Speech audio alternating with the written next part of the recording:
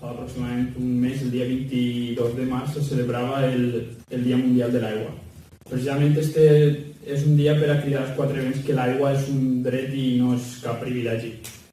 Agafant aquesta frase, no, l'aigua és un dret i no és un privilegi, cada vegada que en este ple debat una incrementació del preu de l'aigua, precisament em dona a mi la sensació que caminem en direcció cap a que siga més un privilegi o un luxe que més bé un dret.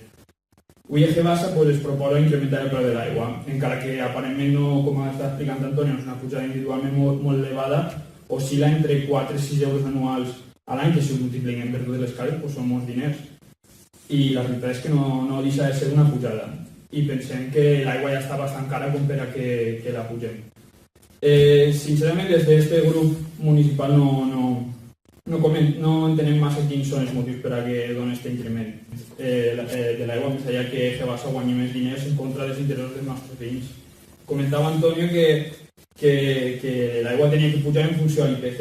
A mi també em sembla un poc rellevant que el govern de M. Rajoy no augmenta les pensions en funció de l'IPC i que a nosaltres ens toca augmentar l'aigua a l'IPC, no? Pareix de locos, però com sempre ens hem d'apretar el cinturó els mateixos.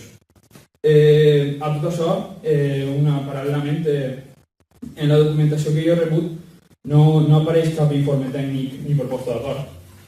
Tota la proposta empleada d'anar acompanyada per un informe de la secretaria en uns antecedents que expliquen també la legalitat, no per res, sinó perquè té que aparèixer uns antecedents i una justificació jurídica com que això és legal.